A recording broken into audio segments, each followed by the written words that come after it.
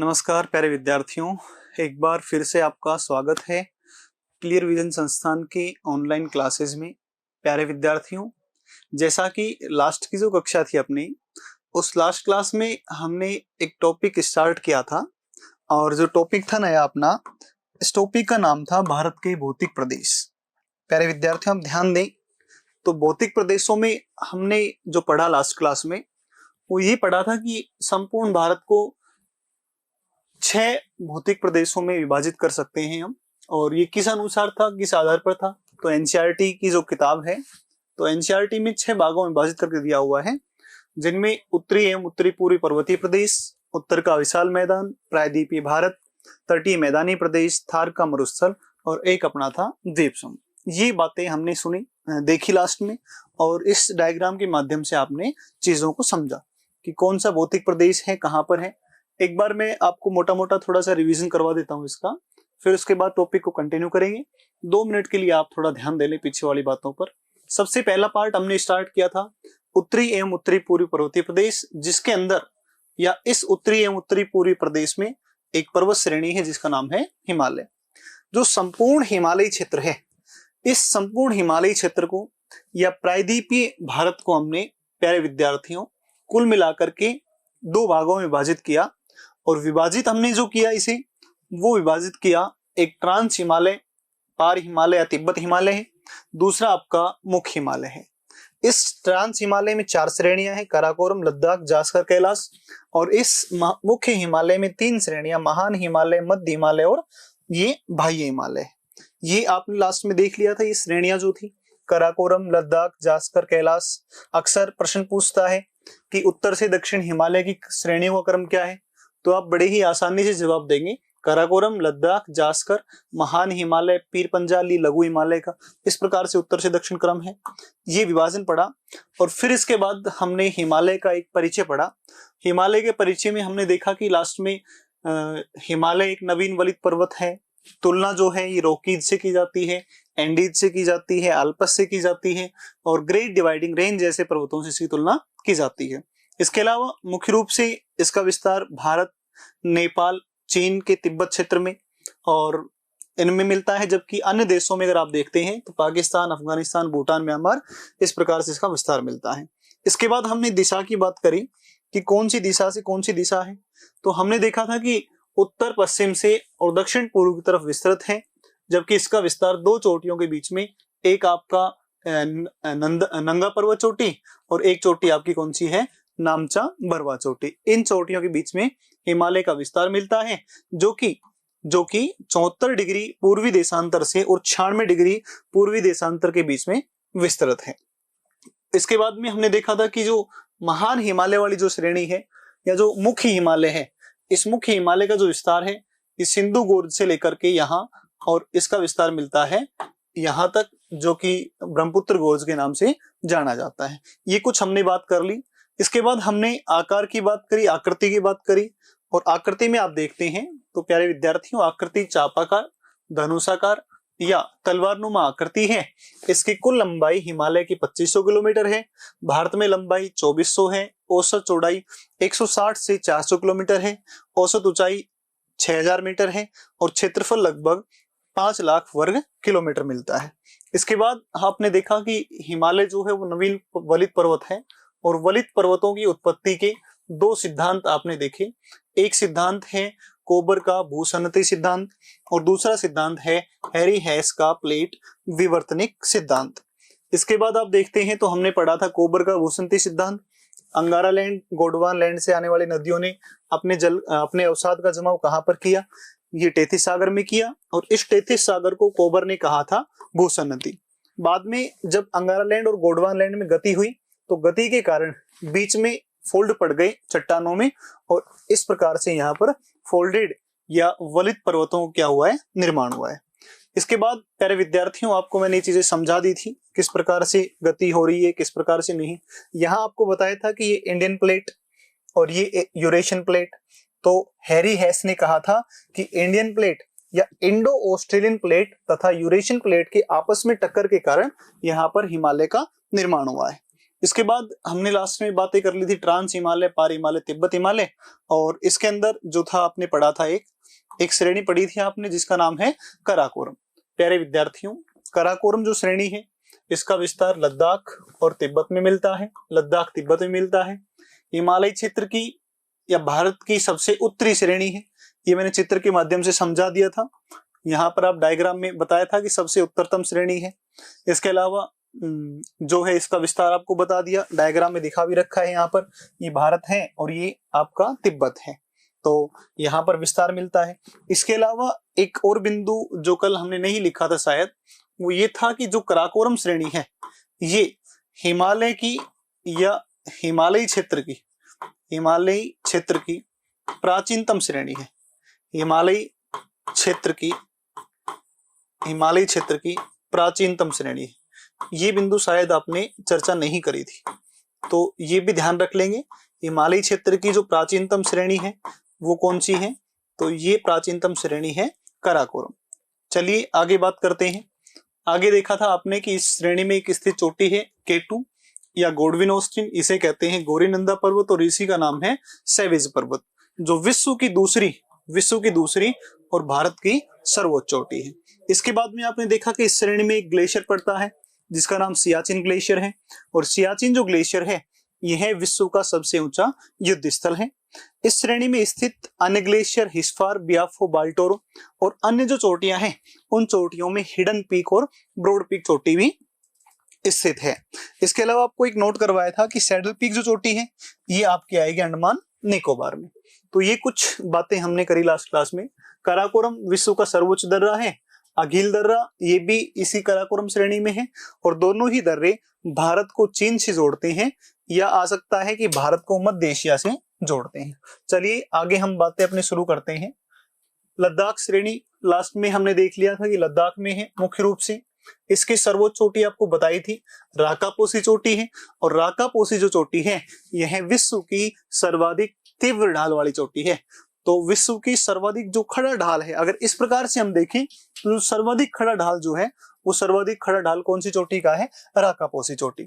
इसके अलावा जो लद्दाख है प्यारे विद्यार्थियों, लद्दाख जो है इसे छोटा तिब्बत के रूप में भी जानते हैं। और दूसरी बात एक और भी है कि जो लद्दाख है इसे शुष्क मरुस्थल के रूप में भी जाना जाता है।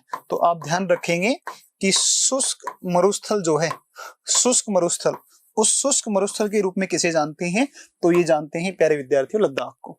देखो अब आप कहोगे कि आपने शायद ऐसा पढ़ रखा होगा कि मरुस्थल तो वह क्षेत्र होता है जिसमें बालू रेत का विस्तार मिले। तो ये जो आपकी हो सकता है कुछ विद्यार्थियों को ध्यान भी हो, परंतु अगर आपने ऐसा सोच रखा है कि जो मरुस्थलीय जो क्षेत्र होते हैं वहां पर बालू मिलती है, जबकि यहाँ तो बालू रेत है ही नहीं, तो प्यारे विद्यार्थियों आप इस चीज का ध्यान रखें। मरुस्थल की सबसे आसान परिभाषा यही है, अनुपजाऊ जो भूमि होती है उसे किस रूप में जानते हैं, मरुस्थल। तो वो चाहे रेत वाला क्षेत्र हो और चाहे बिना रेत वाला क्षेत्र हो, तो यहाँ पर तो बर्फ ही बर्फ मिलती है, इसी कारण से इसे शीत मरुस्थल, यहाँ पर मैं शुष्क लिख गया, शुष्क नहीं, इसको आप कहेंगे शीत मरुस्थल। तो शीत मरुस्थल के रूप में जिसे जानते हैं वो कौन सा क्षेत्र है, लद्दाख। ये क्वेश्चन भी आप ध्यान रखेंगे। और लद्दाख श्रेणी में आपको बताया था कि लद्दाख श्रेणी में एक दर्रा पड़ता है, इस दर्रे का नाम था खरदुंगला दर्रा, जो विश्व का सबसे ऊंचा मोटर वाहन योग्य दर्रा है। और इसके बाद आपकी जो महत्वपूर्ण बात आई वो ये आई कि कराकोरम और लद्दाख श्रेणियों के बीच में एक पठार स्थित है, और इस पठार को आपने कहा लद्दाख का पठार। तो लद्दाख के पठार का विस्तार कराकोरम और लद्दाख श्रेणियों के बीच में मिलता है। ये कुछ बातें हमने कर ली, और आइए आगे की तरफ बढ़ते हैं इस टॉपिक को लेकर के, और आगे हम चर्चा करते हैं जिन चीजों की। वो अगली श्रेणी आपको बताई थी, ये तीसरी श्रेणी ट्रांस हिमालय में है, और इस श्रेणी का नाम है जास्कर श्रेणी। इस श्रेणी का नाम है जास्कर श्रेणी। तो आप ध्यान देंगे कि तीसरी जो श्रेणी आई वो तीसरी श्रेणी कौन सी है, तीसरी श्रेणी है जास्कर। एक बार एक चित्र के माध्यम से आप चीजों को समझ लें, थोड़ा ध्यान दे करके। डायग्राम देखें भारत का,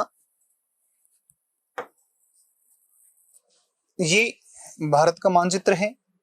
यहाँ पर आपने बातें करी थी तो एक श्रेणी थी जिसका नाम है काराकोरम श्रेणी, लद्दाख श्रेणी, और यहाँ पर एक श्रेणी पड़ती है और इस श्रेणी को हम जिस नाम से जानते हैं तो ये श्रेणी है प्यारे विद्यार्थियों जिसका नाम है जास्कर श्रेणी।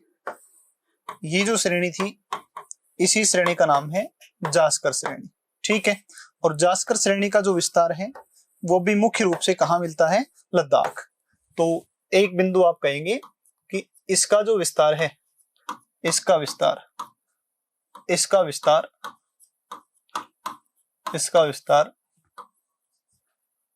लद्दाख में है, लद्दाख में। अब आप आ जाओ महत्वपूर्ण प्रश्न के ऊपर, और जो महत्वपूर्ण प्रश्न है वो प्यारे विद्यार्थियों ये है आपके सामने कि यहाँ पर एक नदी, यहाँ पर एक झील पड़ती है और इस झील का नाम है मानसरोवर। और मानसरोवर जो झील है, इस मानसरोवर झील से एक नदी निकलती है और इस नदी का जो नाम है, इस नदी का नाम है सिंधु नदी। ये जो नदी है इस नदी का नाम है सिंधु।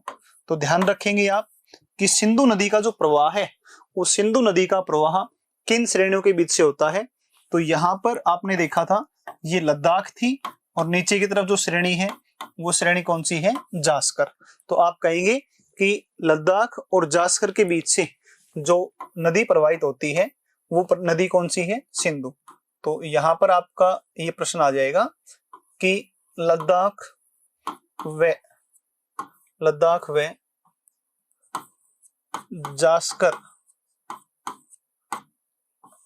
जास्कर श्रेणियों के बीच से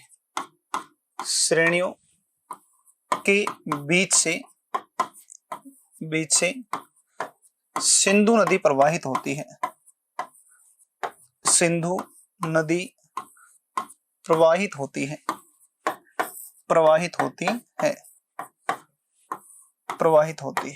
ये आपकी बात हो गई यहां तक। अब आप अगली बात पर आए। मैं आपको बड़ा ही बेहतरीन क्वेश्चन करवा रहा हूं यहां से। यहां पर दो दर्रे हैं, ठीक है भाई, और वो दो दर्रे कौन कौन से हैं उन दर्रों के बारे में हम बात कर लेते हैं एक बार। तो आप देखेंगे तो इस चित्र को समझने का प्रयास करें। अगर ये डायग्राम क्लियर है तो आप आराम से इन क्वेश्चनों को कर लोगे। देखो भाई, सबसे पहले आप यहाँ पर एक श्रेणी देखो और इस श्रेणी का जो नाम है, इस श्रेणी का नाम है काराकोरम श्रेणी। ये श्रेणी है काराकोरम। आप तसल्ली से बिना लिखे नोटबुक वगैरह रख दें और केवल सुने एक बार।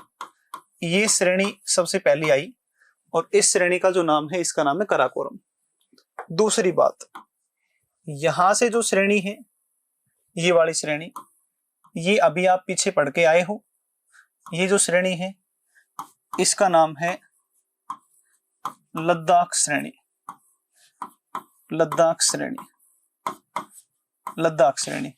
तीसरी बात करें तो तीसरी एक श्रेणी है और इस श्रेणी का जो नाम है, इस श्रेणी का नाम है जास्कर श्रेणी।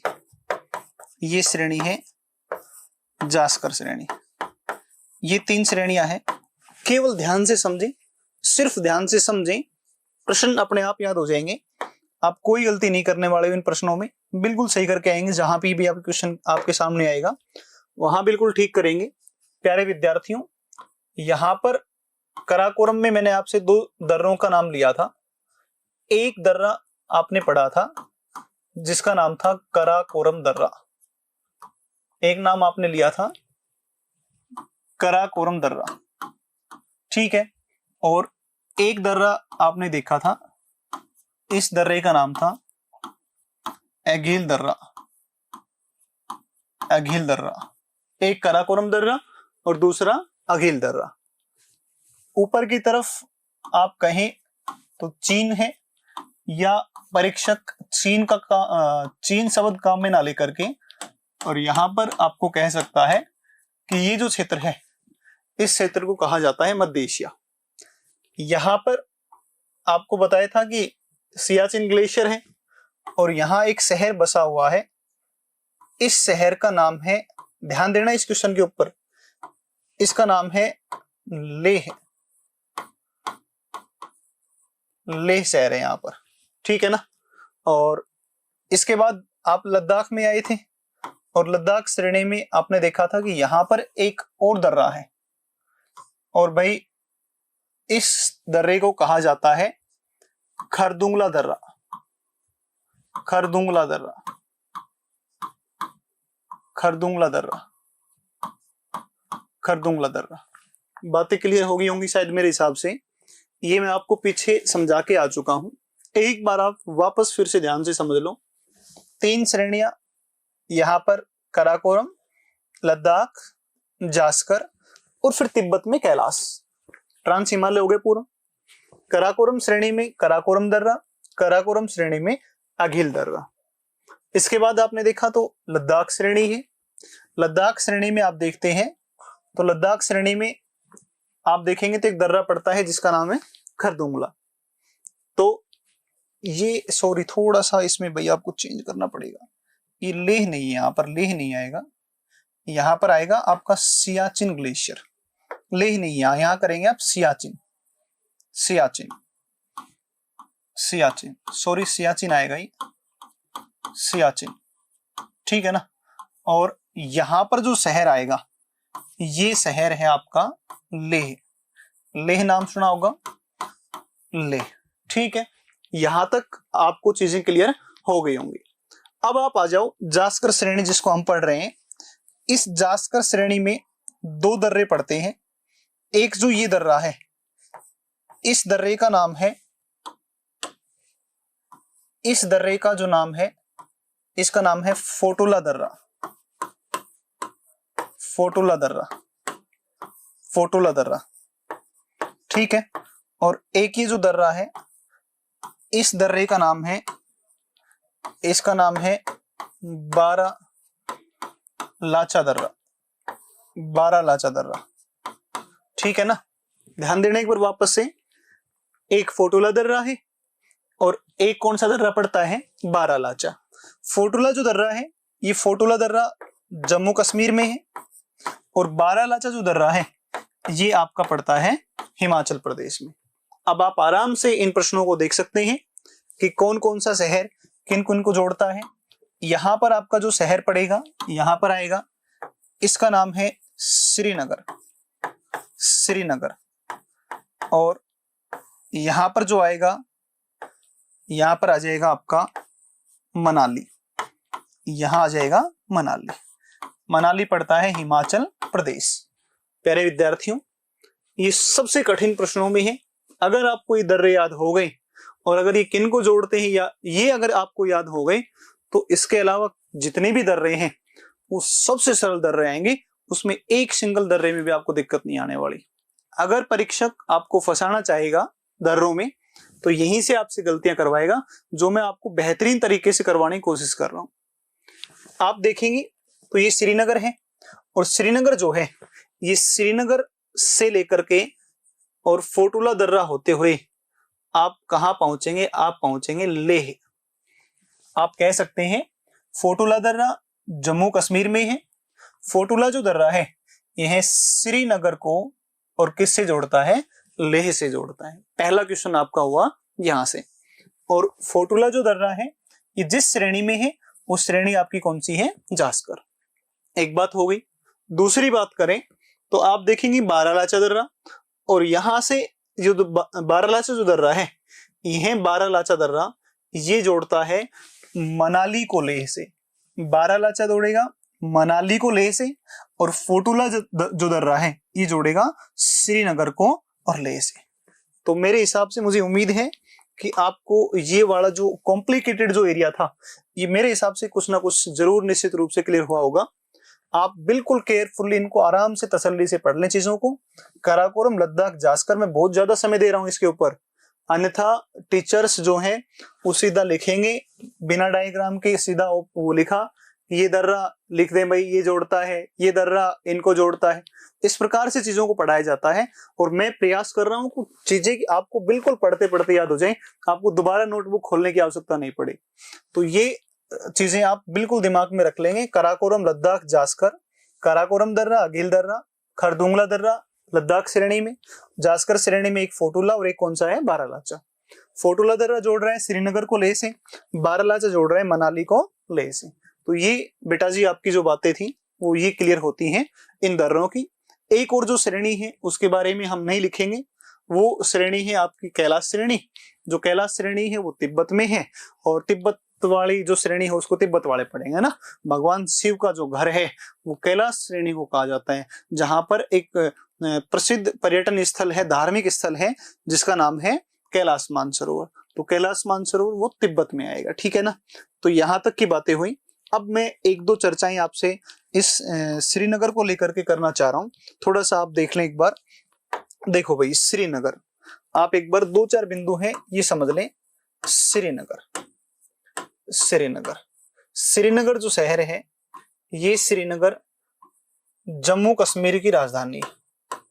एक बात, प्रश्न नहीं आएगा पेपर में, ठीक है ना, मैं सिर्फ बता ही रहा हूं बस। जम्मू कश्मीर की राजधानी है, कुछ हो पता नहीं जिनको नहीं पता हो, तो जम्मू कश्मीर की राजधानी। एक बात। दूसरी बात सुन लो भाई, श्रीनगर जो है ना वो कश्मीर घाटी में बसा हुआ है। कश्मीर घाटी में, कश्मीर घाटी में बसा है। दूसरी बात। तीसरी बात अगर करें तो श्रीनगर की जो स्थापना है वो कौन सी नदी के किनारे हुई है, झेलम नदी, झेलम नदी के किनारे, झेलम नदी के किनारे। तो दूसरी बात आएगी झेलम नदी के किनारे स्थित है, ठीक है, झेलम नदी के किनारे स्थित है। इसके अलावा अगर बात करें तो श्रीनगर की जो स्थापना है वो स्थापना मौर्य शासक सम्राट अशोक ने की। मौर्य शासक सम्राट अशोक ने की, सम्राट अशोक ने की। ये ध्यान रखेंगे, लगभग शायद दूसरी शताब्दी जो भी इनका कार्यकाल रहा अशोक का उसी में करी है। तो श्रीनगर कश्मीर घाटी में बसा है, झेलम नदी के किनारे है, और जो स्थापना है ये स्थापना करने वाले, तो ये स्थापना करने वाले कौन है, ये है सम्राट अशोक। इसके अलावा अगर मैं आपसे कश्मीर घाटी की बात करूं तो प्यारे विद्यार्थियों, कश्मीर घाटी जो है, कश्मीर घाटी, ये तो देखो बताने का कोई क्वेश्चन नहीं है, यहीं पर आप क्लियर कर लें। कश्मीर जो घाटी है, इस कश्मीर घाटी में बसा हुआ है, और कश्मीर घाटी से नदी कौन सी प्रवाहित होती है, नदी प्रवाहित होती है कौन सी, झेलम। तो वैसे ही आप ध्यान रख लेंगे, ये तो सामान्य सा प्रश्न है कि कश्मीर घाटी का निर्माण कौन सी नदी के द्वारा किया गया है, तो कौन सी नदी करती है, झेलम। एक शब्द आप देख रहे हैं और ये शब्द है आपका घाटी। प्यारे विद्यार्थियों, इस घाटी शब्द को आप समझ सकते हैं, बड़ा ही आसान सा शब्द है, कोई बहुत ज्यादा कठिन चीज नहीं है। इस शब्द में देखो क्या है आसान सी चीज, उसको एक बार देखने का प्रयास करें। घाटी जो है, घाटी, घाटी क्या है, अगर किसी के दिमाग में आ रहा हो तो वीडियो को पॉज करके एक बार सोच सकता है घाटी क्या होती है। मेरे हिसाब से जो है घाटियां आप सभी को एक मोटे मोटे तौर पर पता होगा, घाटी पहाड़ों के बीच है ना, तो ये तो आपको शायद आइडिया होगा इस चीज का। बिल्कुल आपने अगर ऐसा सोचा है कि घाटियों के बीच जो गहरी गहरी जो स्थान होते हैं वो संकरे गहरे स्थान, उन्हें घाटियां कहते हैं, तो ये बिल्कुल ठीक नहीं है। इसका सही आंसर है दो पर्वतों के बीच, दो पर्वतों के बीच, दो पर्वतों के बीच जो है, दो पर्वतों के बीच निर्मित मैदान, निर्मित मैदान। तो ये जो निर्मित मैदान होते हैं, इन मैदानों को कहा जाता है, और इन्हें क्या कहा जाता है, इन्हें कहा जाता है घाटी। बात समझ में आई। जैसे एक पर्वत था, ये एक पर्वत है, ये दो पर्वत श्रेणियां हैं, और इन दो पर्वत श्रेणियों में आप देखोगे तो इन दो पर्वत श्रेणियों में आप बात करेंगे तो भाई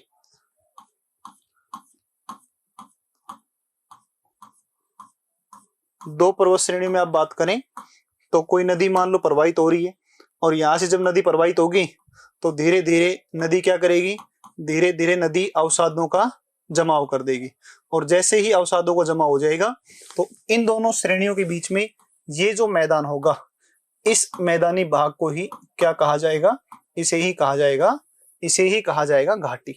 तो ये घाटियां होती हैं, ठीक है ना। और जो कश्मीर घाटी है, ये जो कश्मीर घाटी है, कश्मीर घाटी, ये कश्मीर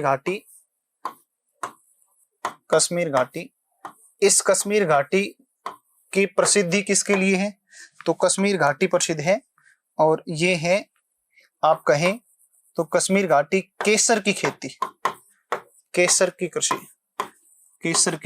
कृषि, तो कृषि जो है की जाती है, और ये किसकी कृषि की जाती है, केसर। तो कश्मीर घाटी केसर की कृषि के लिए प्रसिद्ध है, और केसर उत्पादन में जम्मू कश्मीर का दूसरा स्थान है, केसर उत्पादन में जम्मू कश्मीर का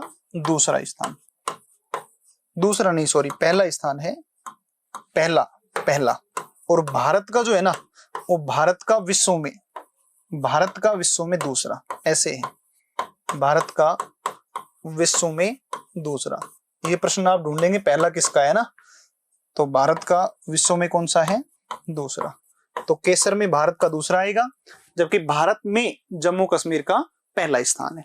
तो ये कुछ बातें हुई अपनी, और यहां तक आपने पढ़ा ट्रांस हिमालय को, और इसी क्रम को हम आगे बढ़ाएं तो आगे देखेंगे आप, और आप आगे देखेंगे कि महान जो हिमालय है, महान हिमालय, इसके बारे में आप पढ़ेंगे।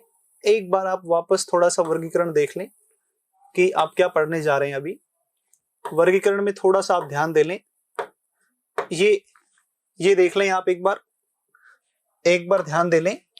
प्यारे विद्यार्थियों, आपने काराकोरम श्रेणी को कर लिया है, लद्दाख को कर लिया है, जास्कर को कर लिया है, कैलाश को कर लिया है। अब आप जिस श्रेणी को पढ़ेंगे, ये आपकी श्रेणी कौन सी आती है, ये आती है महान हिमालय, ठीक है ना। तो अब हम बातें शुरू करते हैं, और अब हम बातें शुरू करेंगे महान हिमालय के बारे में। चलिए महान हिमालय के बारे में बात करते हैं स्टार्ट। और यदि आप महान हिमालय को देखें तो सबसे पहली बात तो आई कि आप नाम पर ध्यान दें, मुख्य हिमालय है, और मुख्य हिमालय जो है, इस मुख्य हिमालय में पहली जो श्रेणी है, इस पहली श्रेणी का नाम है महान हिमालय। इसे कहा जाता है ग्रेट हिमालय, इसे कहा जाता है वृहद हिमालय, इसे कहा जाता है हिमानी हिमालय, इसे कहा जाता है हिमाद्री हिमालय, इसे ही कहा जाता है बर्फीला हिमालय, और इसे कहा जाता है आंतरिक हिमालय,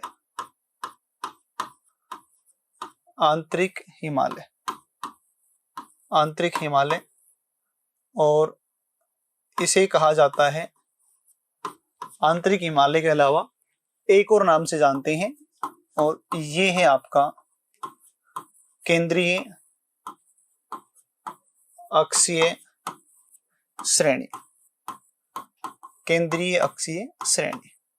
देखो, अब आपको शायद लग रहा होगा कि यार ये क्या पढ़ना हो गया, इतने नाम है एक आदमी के। तो बिल्कुल हो सकते हैं, देख लो, अपना डॉक्यूमेंट का नाम अलग, अपना घर का निकनेम अलग, जिसमें मोहल्ले के लोग कहते हैं, ठीक है ना। गांव के लोग एक अलग नाम से जानते हैं, सारे गांव के लोग, मम्मी चांद, पिताजी आरामखोर, बाबा चांद, है ना, लाडला। तो ये अलग अलग व्यक्ति के, एक व्यक्ति के बहुत सारे नाम हो सकते हैं। ठीक उसी प्रकार जो हमारा महान हिमालय है, इस महान हिमालय के भी अलग अलग नाम है।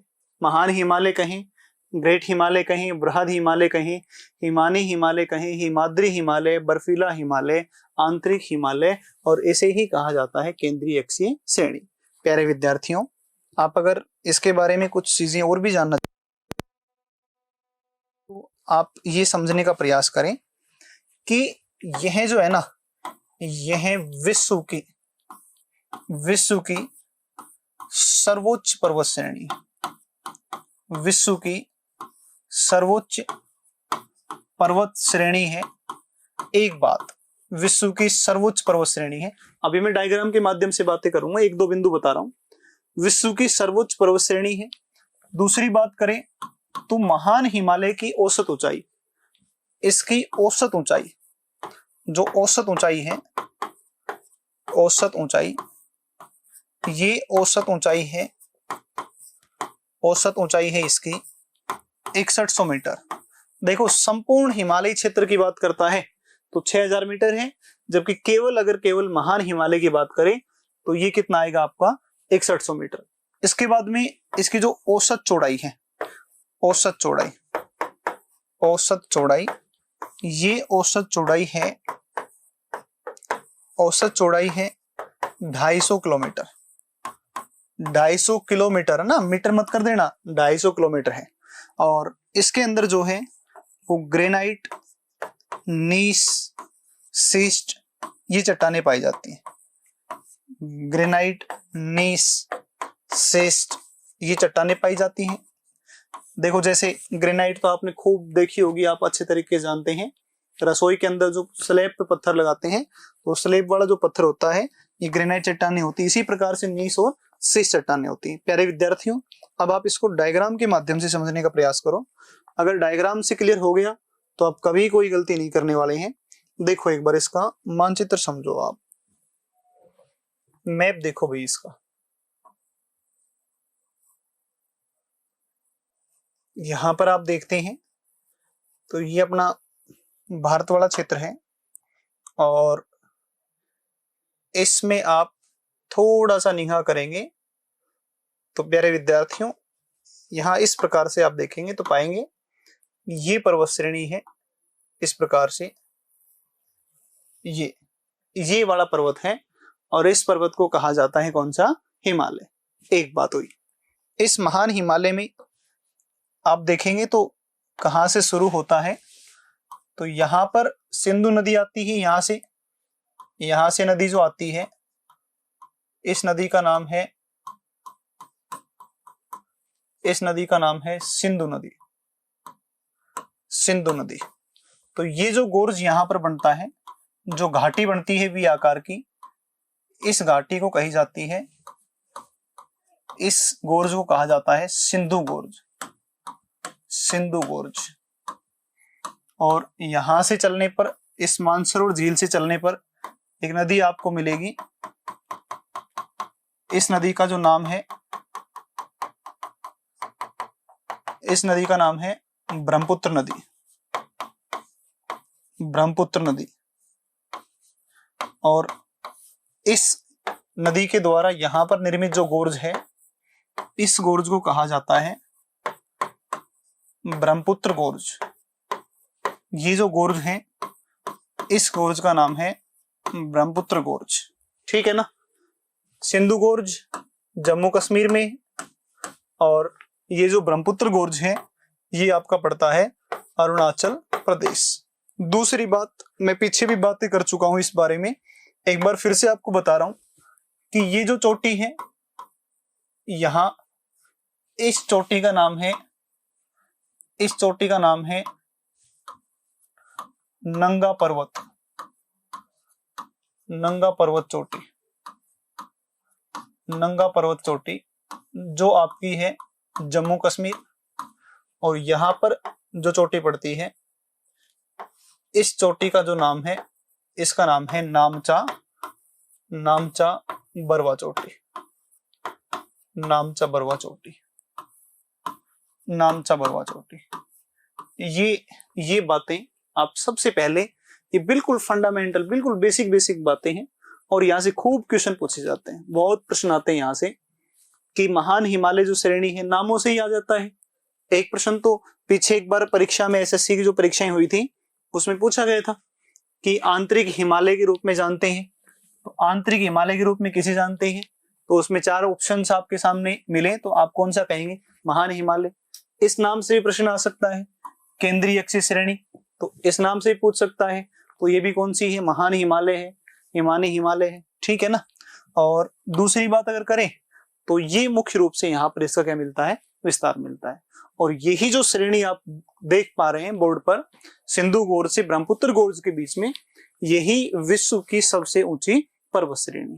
प्यारे विद्यार्थियों, अब मैं आपको एक एक करके प्रमुख प्रमुख चोटियों के बारे में चर्चा करूंगा और एक एक करके इसके अंदर जो भी दर्रे पड़ते हैं। देखो, इस महान हिमालय में तो सबसे महत्वपूर्ण क्वेश्चन आता है वो दर्रों से आता है, सबसे महत्वपूर्ण क्वेश्चन। तो हम चलिए आगे एक एक करके बात कर लेते हैं दर्रों की और चोटियों की। सबसे पहले हम पढ़ते हैं यहाँ पर जो चोटियां हैं उन चोटियों को पढ़ते हैं। चलिए देखते हैं एक बार कौन कौन सी चोटियां हैं। ये तो आप समझ गए विस्तार वगैरह। तो अब आप देखो एक बार चोटियां कौन कौन सी है उनकी बातें करें। ये देखो एक बार, इस पर ध्यान दो।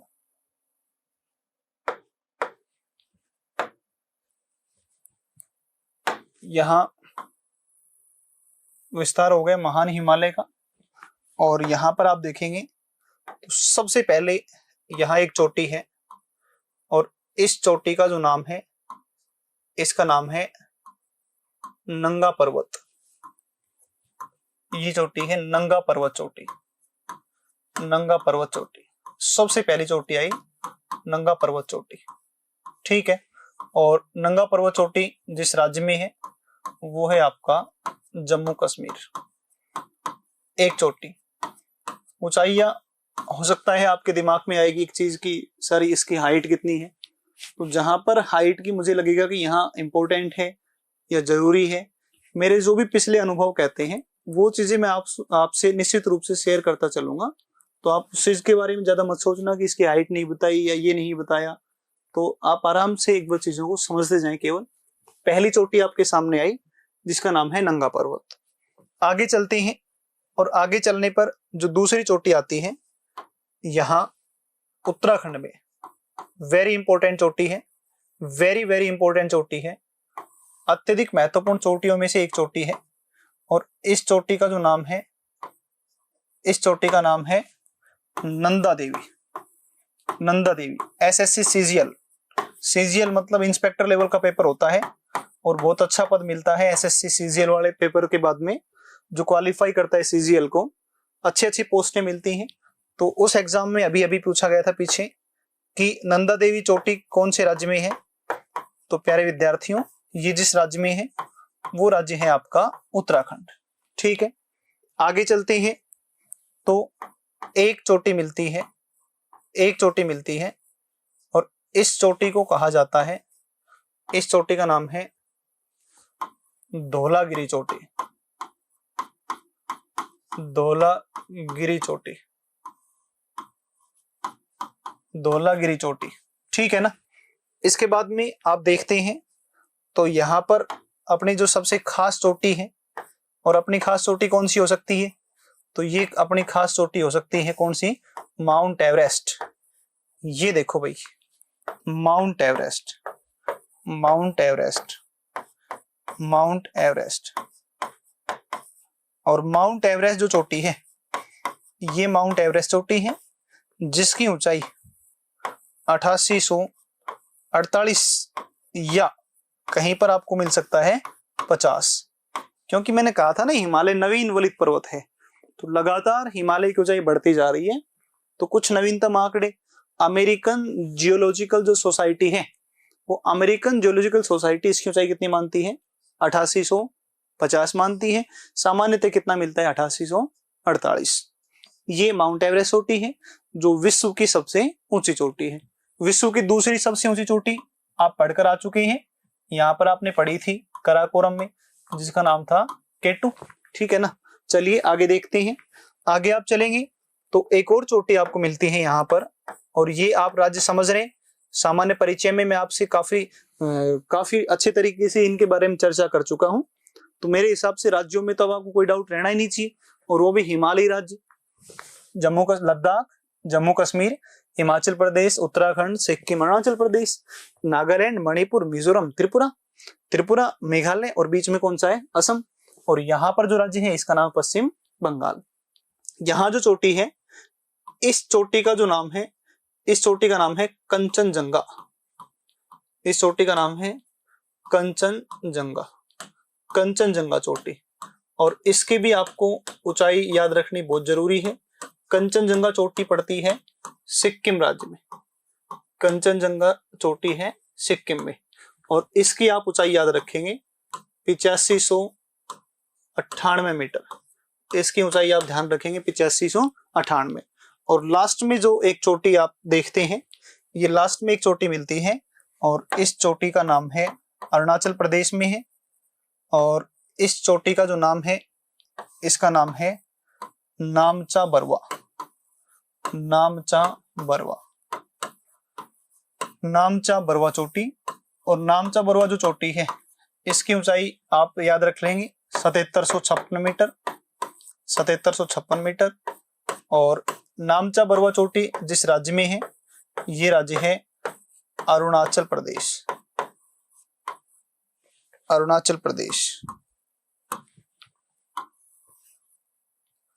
अरुणाचल प्रदेश, अरुणाचल प्रदेश। ठीक है ना। तो अरुणाचल प्रदेश में आएगी आपकी नामचा बरवा। और एक चोटी हम बीच में यहां मिस कर गए, इस चोटी का नाम है मकालू चोटी। मकालू चोटी, ये मकालू चोटी है। और ये आप जो धौलागिरी, मकालू, माउंट एवरेस्ट साफ साफ दिख रही है कि यहाँ पर जो देश पड़ता है, इस देश का नाम कौन सा है? नेपाल।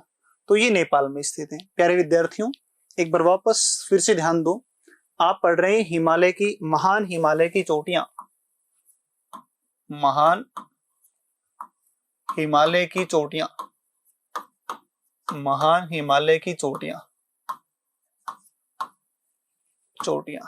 और इन महान हिमालय की चोटियों में आप देखेंगे तो महान हिमालय की चोटियों में आप पाएंगे कि सबसे पहले आप देखते हैं तो पश्चिम से पूर्व की ओर चलने पर एक चोटी आती है जिसका नाम है नंगा पर्वत चोटी।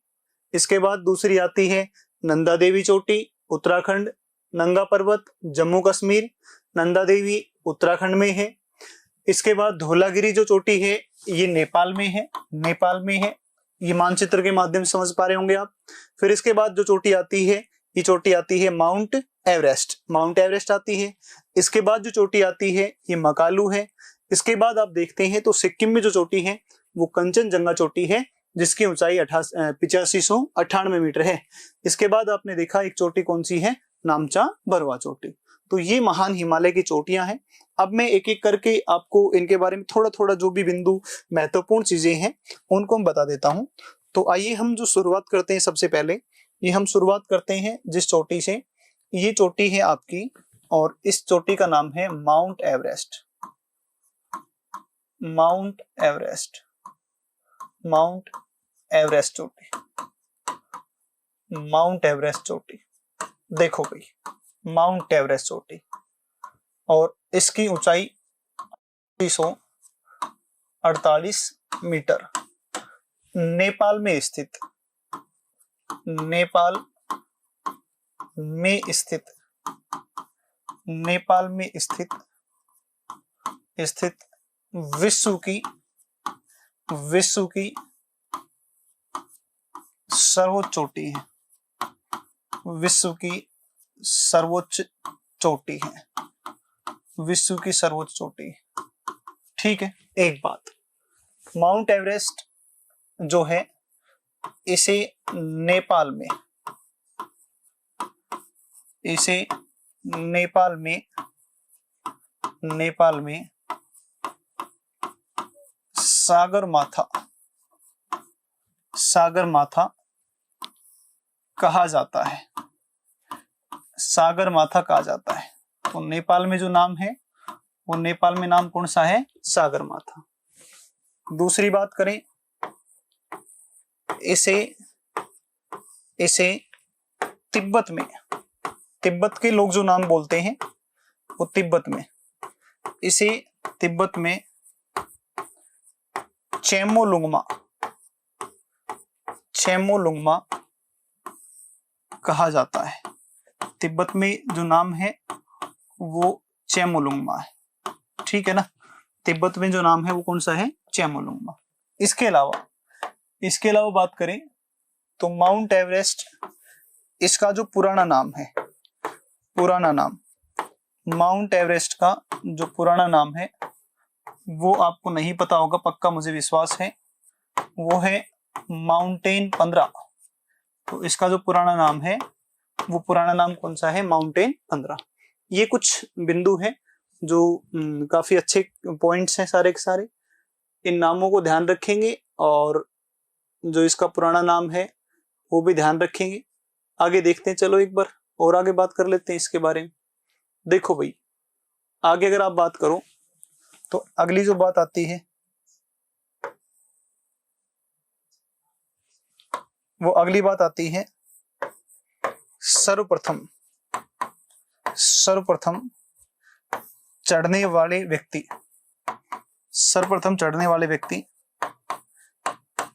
व्यक्ति। ये सबसे पहले चढ़ने वाले व्यक्ति हैं जिनका नाम है एडमंड हिलेरी। वे एक और व्यक्ति हैं जिनका नाम है तेंजिंग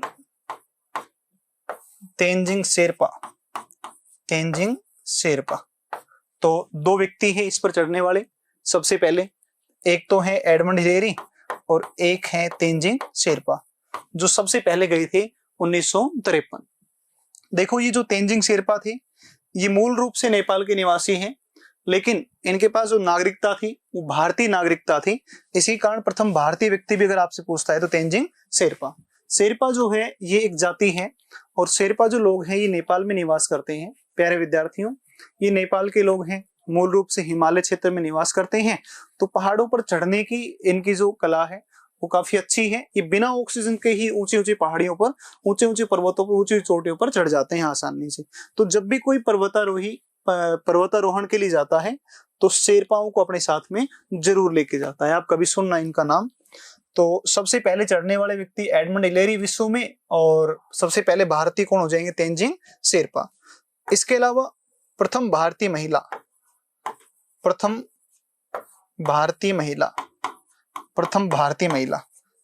तो प्रथम भारतीय महिला की अगर बात करता है तो प्यारे विद्यार्थियों, प्रथम भारतीय महिला जो होंगी इनका नाम आपने सुना होगा, काफी फेमस नाम है, और ये है बछेंद्री पाल। तो पहली भारतीय महिला जो माउंट एवरेस्ट पर चढ़ी थी जी आ जाएंगी बछेंद्री पाल। पूछा गया था लास्ट में, अभी एक परीक्षा थी उसमें आया था, परीक्षा का ध्यान नहीं है, मैंने वो क्वेश्चन पेपर देखा था उसमें पूछ रखा था ये क्वेश्चन। इसके अलावा एक और प्रश्न आपसे पूछ सकता है माउंट एवरेस्ट को लेकर के, कि दूसरी बात करें तो यहाँ चढ़ने वाली माउंट एवरेस्ट पर चढ़ने वाली प्रथम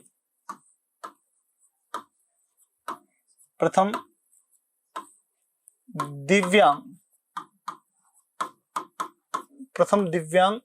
भारतीय महिला। तो प्रथम दिव्यांग भारतीय जो महिला है, ये प्रथम दिव्यांग भारतीय महिला जो है इनका नाम है अरुणिमा सिन्हा।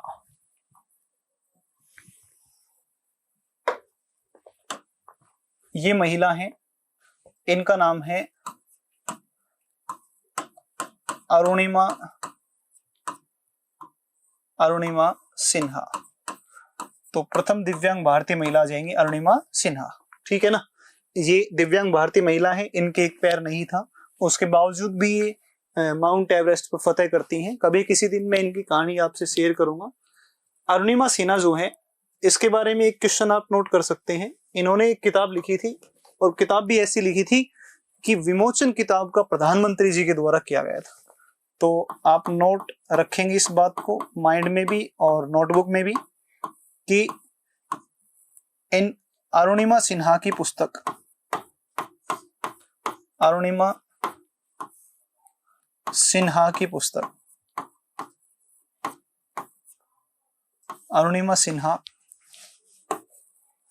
की पुस्तक तो इनकी जो पुस्तक है अरुणिमा सिन्हा की पुस्तक, ये पुस्तक है बोर्न